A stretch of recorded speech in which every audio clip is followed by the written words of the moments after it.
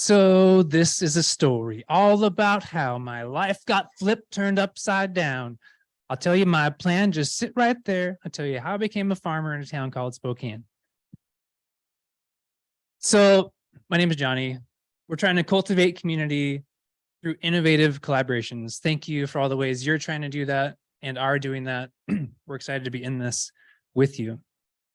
To kind of start the story, I want to share about a calling that I felt in 2015 to change culture, to respond to a community that seemed really intent on thinking and believing things well, but not always doing things well or really embodying love.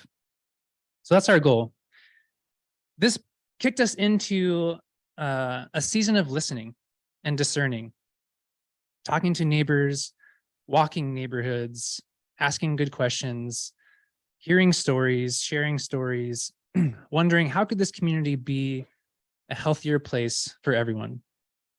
I love how the city talks about you don't have to move to live in a better neighborhood. How can we dream together to reimagine what it looks like to be good neighbors in this place where we already are, where we already live, learn, work, play, or pray?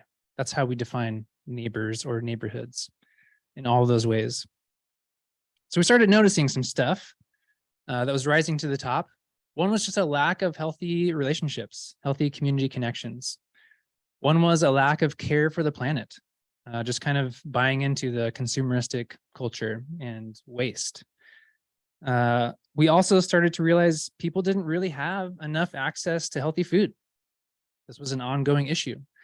And often people weren't really moving their bodies, a lack of just healthy physical activity.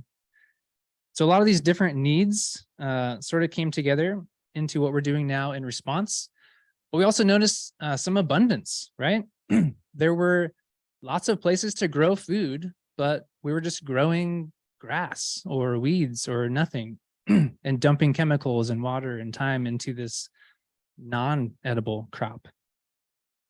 We noticed too, lots of underutilized local assets.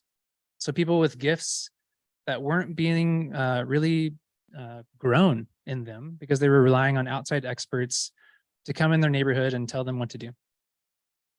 So we wanted to respond to this and call people into action, into an opportunity to really show compassion and love. Through this communal discernment in 2016, we decided to start this thing called Growing Neighbors. Has anyone heard of Growing Neighbors before? Just want to make sure I'm not. Okay. So maybe I'm telling you stuff you already know, but hopefully there'll be something here that you didn't know already. So our basic mission, how we sum it up best, is helping neighbors grow and share healthy food and relationships. So it's kind of a packed statement. So I want to break it down for you a little bit. But relationships is really the goal. That's why we exist. And we're thinking about relationships with the whole community, not just humans, but other than human community as well. And we want this community to have greater access to healthy food. So food is kind of the primary means by which we seek healthy community. And I mentioned before, sort of that broad definition of neighbors. We want to treat neighbors more like family, more like an extended family that's caring for each other in healthy ways, and to treat our planet more like our common home. How can I love Stevie if I'm like destroying her home, right? Like that's not love. And better yet, treating every member of the environment like family.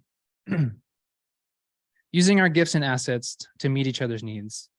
And not just in a way that me or someone else comes and tells you we need to do, but co-designing what these practices and programs could look like.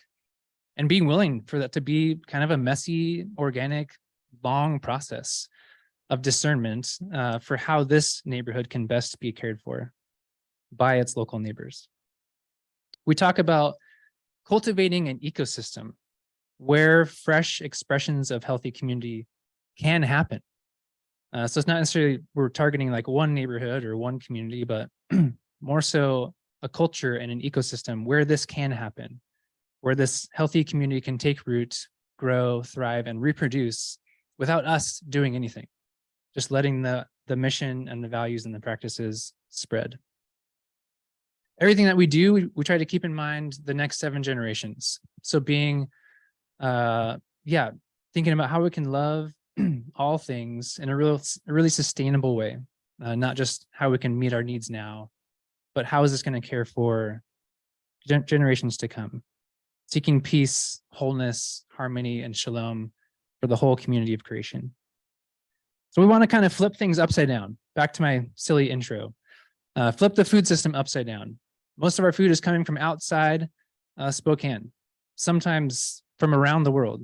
How can we localize that? Minimizing waste, minimizing fossil fuels, localizing, decolonizing, making it more relational and healthy in every way possible. So our primary program is gardening through community. So not just a place where the community can come at different times and garden, but gardening together, tending and caring for the land together, and collaborating now with over 170 different organizations, including Whitworth, WSU, EWU, SCC, and hopefully soon more influence with Gonzaga. So through these gardens, like I've talked about, localization, Shadle Park Press is in the picture here. That was our first garden, and we started in the Shadle area. And now other groups are coming to Shadle, including the group here from Millwood Church, to come and kind of see what we're doing. And that's now sort of like a training site for where people can learn and sort of experience the model and take it. This other picture is us starting just a new dreaming session with a group in Airway Heights. So our gardens now are kind of all over in the Northwest.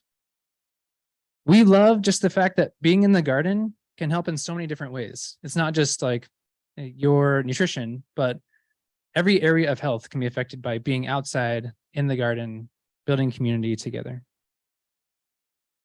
Generosity is a core value. We want to share the food as freely and generously and locally as possible.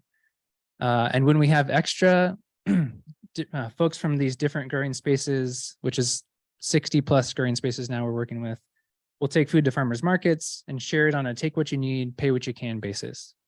So folks there, hopefully we're not undercutting farmers. We talk to the market managers about that, but really sharing as generously as possible and as locally and relationally as possible. Working with partners like Millwood Impact here at the Millwood Farmers Market. Hospitality is another of our core values. We serve a free meal every Tuesday, and we try to incorporate food from the gardens into these meals. We call it community dinner, and we have other communities that want to start the same. We know we're not the only ones doing this. Like everything that we do, someone's doing it or has done it, but we're just trying to do it sort of in the best way that we know how, keeping it free. We celebrate diversity, wanting to make things accessible to all. We also really celebrate biodiversity. So like in the garden, things grow better together. So getting rid of sort of the monocropping concept. Equity is another core value and relates to this program that we do called Little Free Pantries. You guys may have seen these around town, but we started doing these a couple of years ago. There was about 12 to 20 in town. Now there's over 60. We want to see one within walking distance of every neighbor for 24/7, 365, access to food, take what you need, give what you can, kind of grassrootsy access. Adaptability is another core value. During COVID, we adapted. We couldn't gather, but we could bring food to people, and a lot of people couldn't get to food. We also want to do it in as sustainable way as possible. So via bicycle and bike trailer with local partners like Our Place in the picture, and making the food as culturally relevant and customized to those households as possible. Education is a core value. We're doing workshops and camps. I heard feasts mentioned earlier. We had some feast chefs come out to our growing chefs camp last summer, teaching us how to make food from Ethiopia, as well as Brazil. And we're just loving partnerships like that, where we're learning together and sharing our gifts together. Sustainability is a core value. We're composting, using repurposed materials to build the compost bins, as well as raised beds and other things. So repurposing whenever possible, building in resiliency to the movement, and even incorporating these composting buckets with our food deliveries so that folks can fill up a bucket and we can pick it up when we drop off food. And connect the dots so the compost can feed the garden and just keep the movement going. So transformation is really the end goal. You guys saw that on the last slide. This is the way you can contact us, but seeking to really transform hearts, lifestyles, yards, cultures, food systems. So we hope you'll join us in seeking to decolonize, localize, and really just embody love in our neighborhoods. Thank you.